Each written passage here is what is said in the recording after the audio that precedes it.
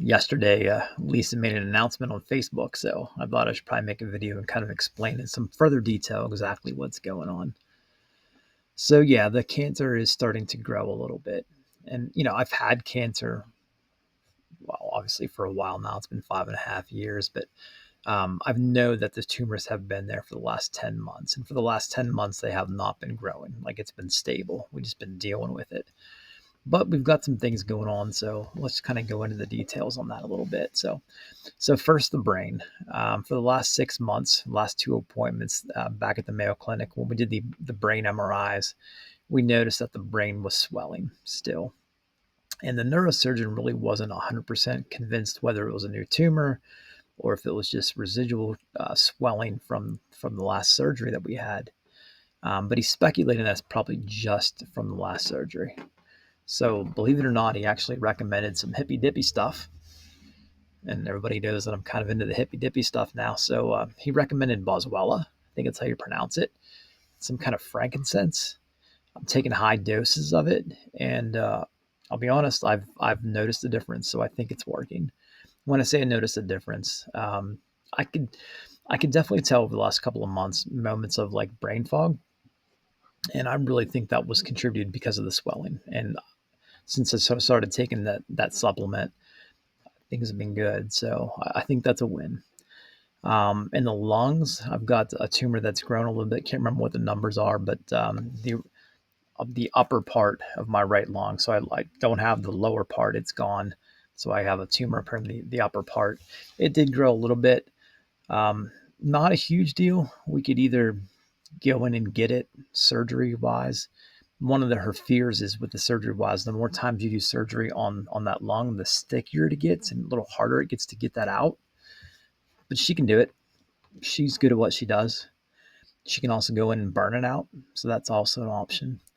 The bigger deal though is the liver. So there's two spots in the liver. One they were most concerned about was a spot like right in the ab area. They were concerned. I wasn't concerned though because I know exactly what that area is.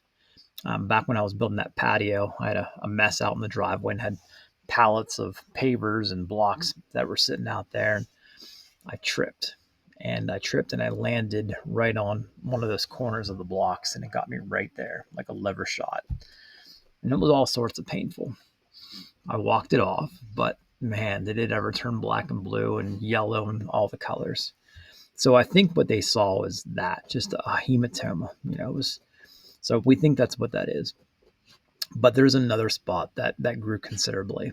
Now, when I say grew considerably, it's 2.2 centimeters, which is probably the biggest tumor I've had in the liver yet. So it's quite large for that. So I talked to the liver surgeon today. We've got some options there. We can either go in and go after it.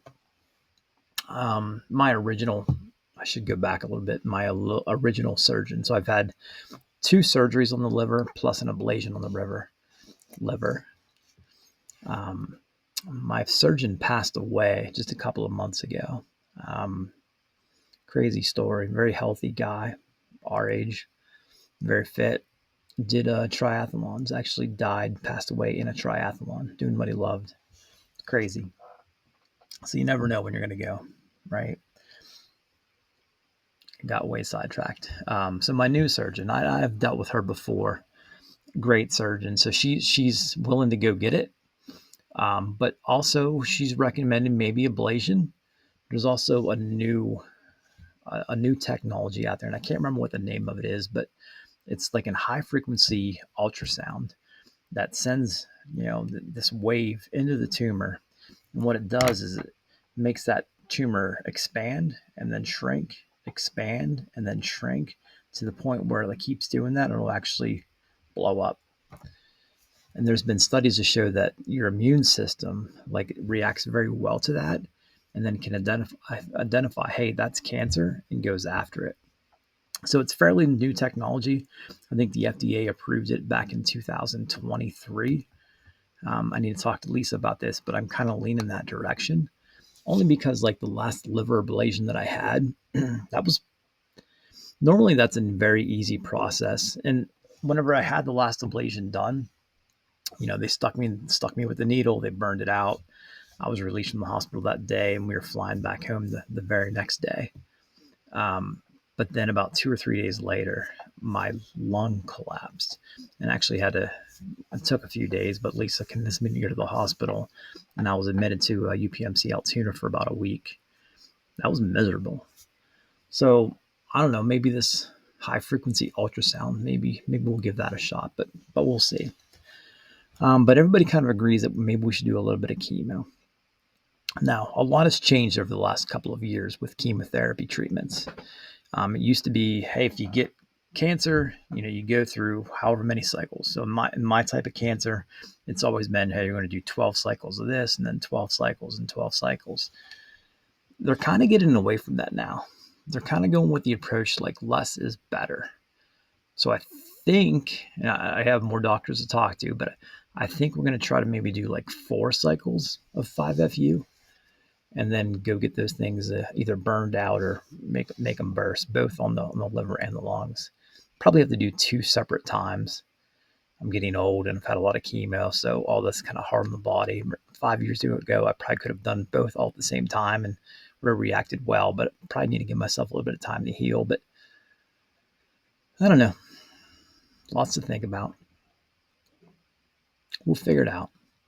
I know Lisa said, hey, nobody's in a rush, but sometimes you need to kind of think this through and, figure out what the best plan is. So we're figuring that out. Probably have a plan by the end of the week, and then we'll go from there. I'll keep everybody posted. Thanks.